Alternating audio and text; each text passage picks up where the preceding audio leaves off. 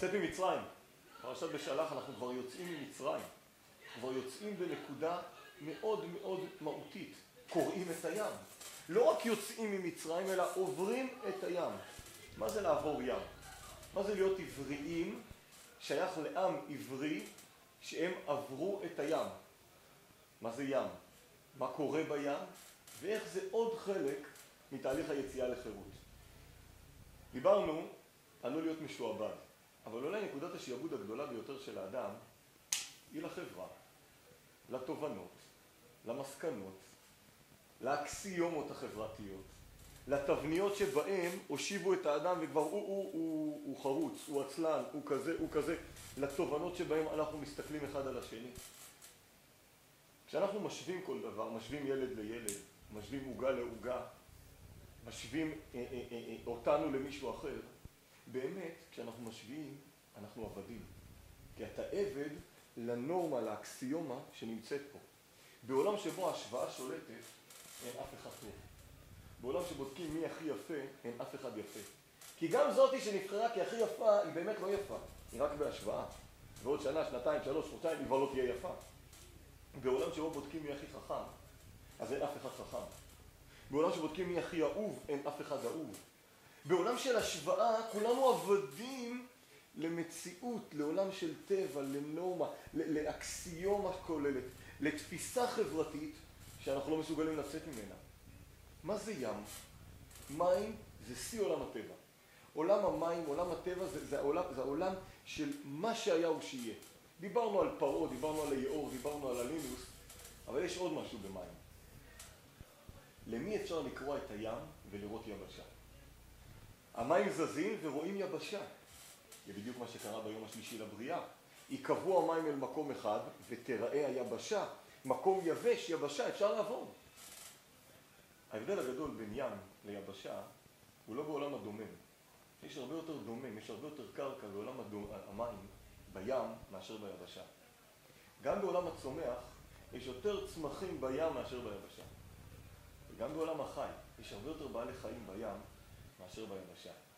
ההבדל בין ים ליבשה זה לאדם. בים האדם לא יכול ליצור. הוא יכול לעבור ממקום למקום, הוא יכול לעשות הרבה דברים, אבל ליצור עולם, מציאות, הוא צריך קרקע. מי ראוי ליבשה? בשביל מי קבעו המים למקום אחד ותראה היבשה? מי ראוי להיות זה שמופיע ליבשה? כשבני ישראל עומדים לקראת יציאת מצרים, פעם ראשונה מקטרגים על אחרי השרת ואומרים, למה אלה יוצאים ואלה לא? הללו עובדי עבודה זרה והללו עובדי עבודה זרה. לא מצינו שזה נאמר מכת חושך או מכת בכורות או כל מכה אחרת. אלה עובדי עבודה זרה ואלה עובדי עבודה זרה, אז למה אלה יוצאים ואלה לא? יש משהו בנקודת המים שעכשיו עומד לבירור מאוד גדול, מאוד אמיתי. האם אנחנו ראויים להיות עוברי ים? האם אנחנו רואים שהים יקרא לנו? האם אנחנו רואים להיקרא אלה שעובדים ביבשה? וליבשה קרא ארץ, אומרת התורה בבראשית. ארץ מלשון רצון, מקום שמופיע בו רצון השם. ארץ שרצתה לעשות רצון יוצרה, מקום שבו נקודת הרצון הגדולה השלמה יכולה להופיע. מי ראוי? אז בואו נראה מה היצירה האנושית. מספר המדרש, כשעומדים על אחרי השרת ודנים מול ריבונו של עולם, מי ראוי לעבור את הים ולמה המצרים טובעים ובני ישראל עוברים, כי כולם עובדי עבודה זרה וכולם לא שייכים ליצירה האנושית. אף מלאך גבריאל משמיים ומוציא תינוק שעשו אותו כלבנה.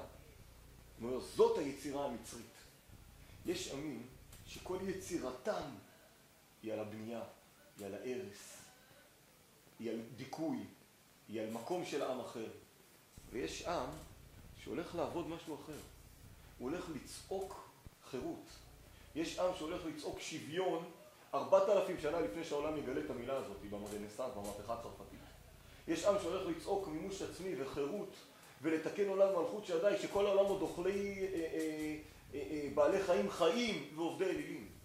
עם שהולך לצעוק לקריאה בשם אל אחד, שכל העולם נמצא בבערות, בימי הביניים, בחושך של תקופה הפרה-היסטורית.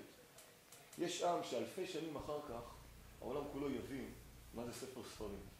להיות חירותי זה לא להיות משועבד לאקסיומה החברתית. לא להיות משועבד לתובנות החברתיות, למה שהחברה חושבת. לצאת ממצרים זה לקרוע את הים הפנימי. לקרוע את התובנות, לקרוע את המחשבות, לקרוע את החששות, לקרוע ולהגיע למקום חדש. לקרוע ולגלות יבשה. לקרוע את המים, לצעוד בים ולגלות יבשה נפלאה שהולכת ונפתחת ומתגדלת לעינינו. שבת שלום.